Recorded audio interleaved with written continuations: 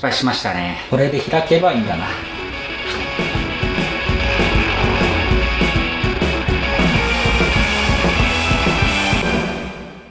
はい、おはこんばんは、オリーブです。はい、やっとここまで来ました。前回までのオリーブの束の間は、可動式作業台を作る下準備として、まずフロート周りのフレームを追加して、その後にボートの前後をつなぐフレームを追加しました。赤いフレームがフロート周りの補強フレームで、紫のフレームがボートの前後をつなぐ補強フレームですね。その次の動画で、追加で取り付けたボートの前後をつなぐフレームがオールに干渉する問題が発生したため、その問題を解決しました。さらに次の動画で船外機を操作する人用の椅子がボートの後ろに一つついているだけの状態だったので、釣りをする人が座れるようにボートの前の方にも椅子を追加しました。そして今回なんですが、ボートの前後をつないでいる紫のフレーム、不自然に水色のフレームから突き出したようになっているんですが、ここに可動式の作業台を作っていきます。この可動式作業台を作るための下地として前動画では補強フレームを追加しました。それでは本編へどうぞ。そしたら次は前方の方に可動式の作業台をつけたいと思います。イメージとしてはここに長いボルトを通してこの板を設置したら、こんな感じでこの作業台を上げたり下げたりできるように作っていこうと思います。なのでまずは稼働するフレームを作っていこうと思います。この G ファンフレームをこんな感じで当てながら、ここの長さと同じ長さで印をつけて切っていきたいと思います。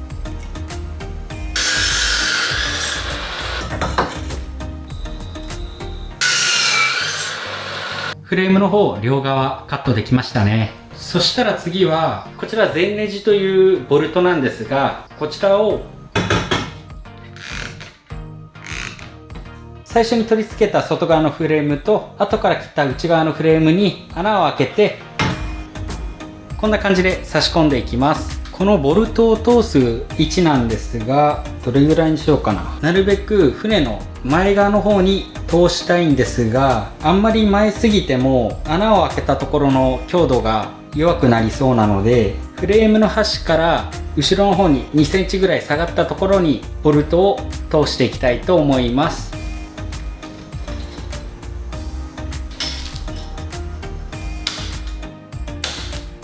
そしたら穴を開けていきます。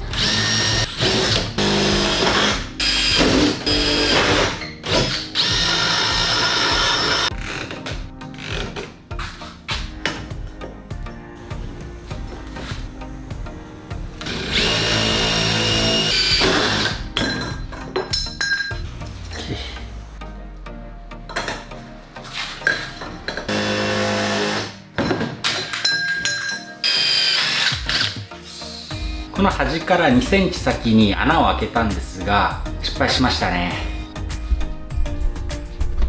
横から見てもらうと分かりやすいんですが、2センチなんでこの辺りに穴を開けました。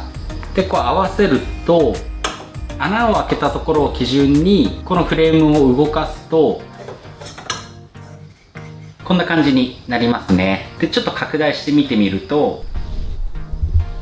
はい、こんな感じで横のフレームが飛び出た状態になるんですよね。ここが飛び出ると何が問題なのかというと、このフレームをここに取り付けて、その上からこの板を乗せてこういう風に開くように作業台を作ろうとしているんですが、この飛び出た部分に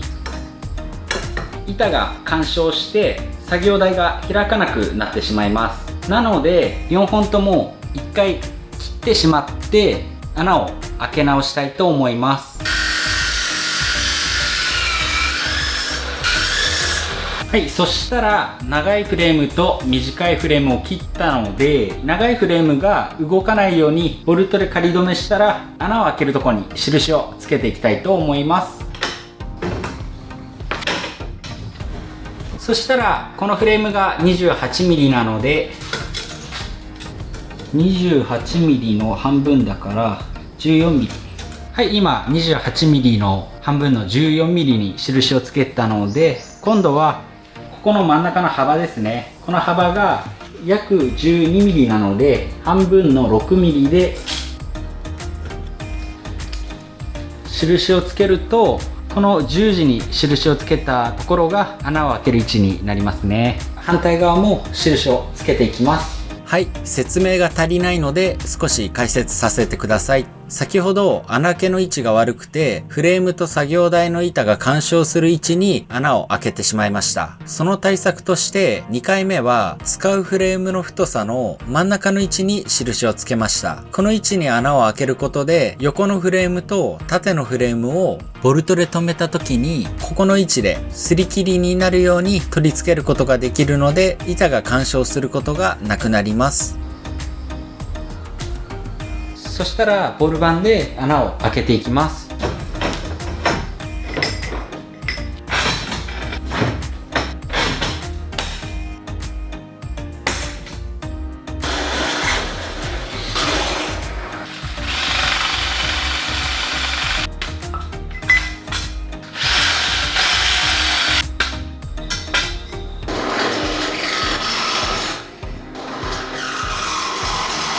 はい、そしたら短いフレームと長いフレーム4本とも穴を開け終わったので、次はこんな感じでボルトをここまで通したら、この短いフレームですね、これをボルトの中に通していきます。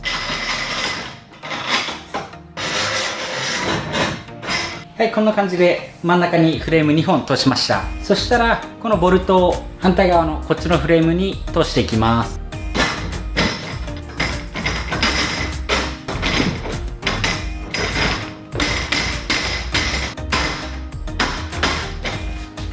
どうしても穴を開けた時の精度が良くなかったので、ボルトを落とす時渋かったですね。とりあえずボルトを通すことができたので、今度はこの2本の短いフレームですね、フレームの端の方に寄せていきます。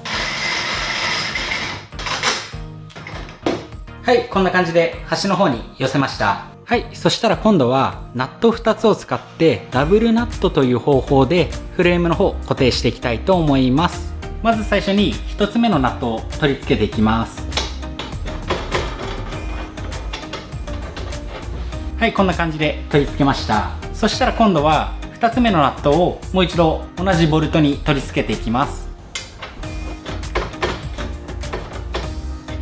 この状態で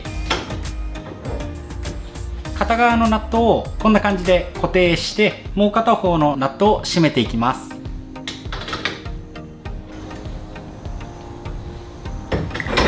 2つのナットを締め付けることで、このナットが固定されて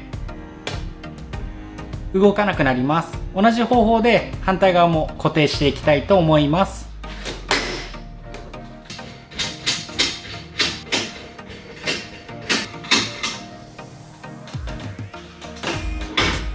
よし、しっかりと固定されましたね。そしたら余分な部分ですね、グラインダーでカットしていきます。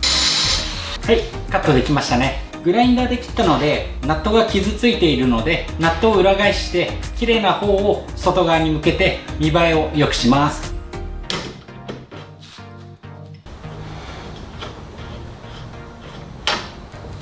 はい、外側に向けていたナットが傷ついているので、反対側の綺麗なナットを外側に向けてボルトを付け直したいと思います。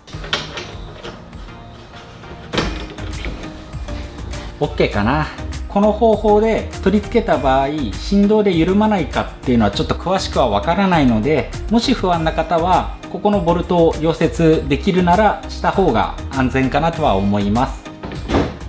はい、そしたら次はこの作業台の板を取り付けていくんですけど、まずは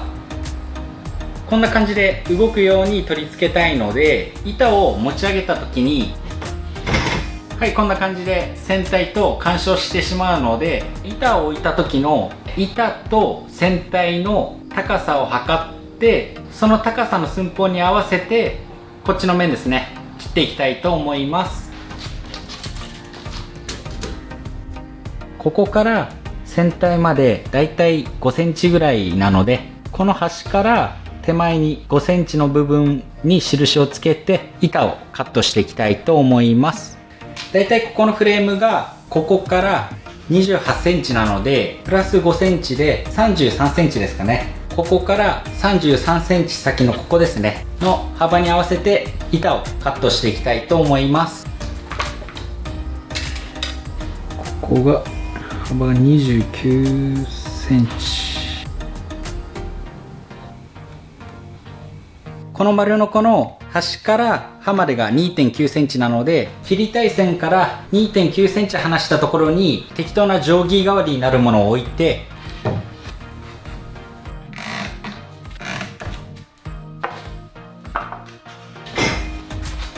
この定規に合わせて丸ノコを当てながら切っていけば簡単に寸法通りに板が切れますね。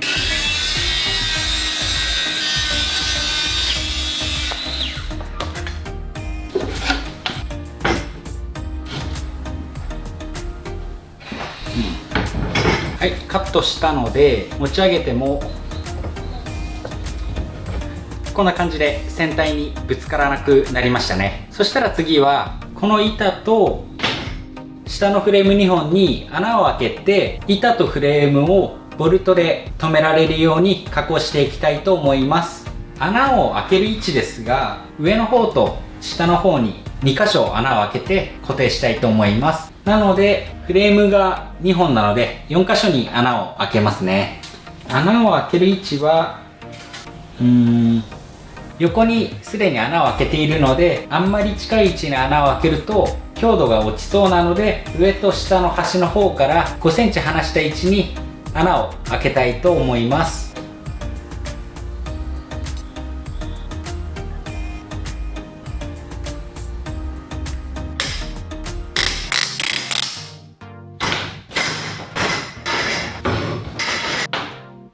ここのフレームには M8 のボルトを使いたいと思います。なので 8mm の穴ですね、開けていきます。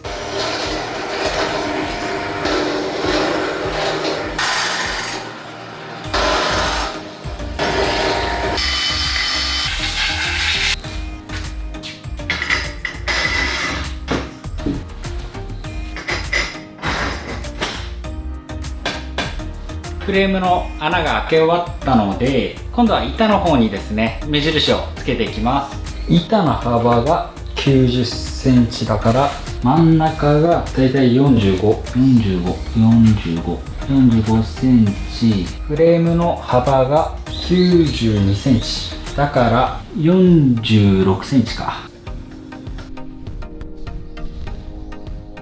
はい、目印をつけて、フレームと板の真ん中の方ですね、位置合わせをしました。一回板をこの下の方に入れていきます。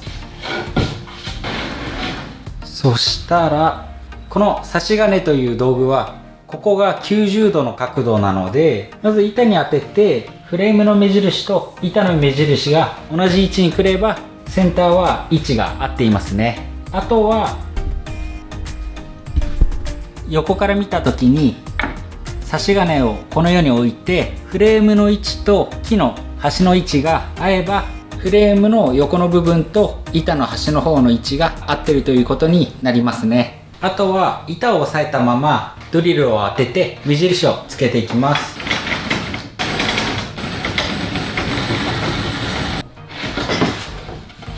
はい、目印が4箇所つきましたね。こことこことこことここですね。はい、そしたら板に穴を開けていきます。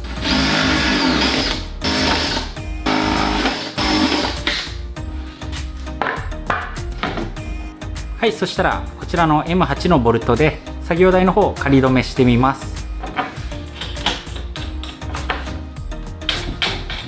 よし、これで開けばいいんだな。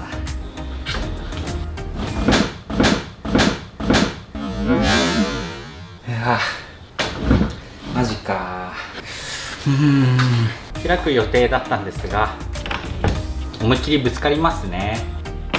なんだろう、計算ミスかな。はい。ということで、キリがいいので、今回の動画はここまでとさせてください。今回はボルトを使って板をフレームに乗せた時に稼働する仕組みを作りましたね。次回は板が途中で開かなくなった問題の解決と作業台制作の続きをアップロードする予定となっております。チャンネル登録やグッドボタンを押していただけますとすごく動画制作の励みになります。本日もここまでご視聴ありがとうございました。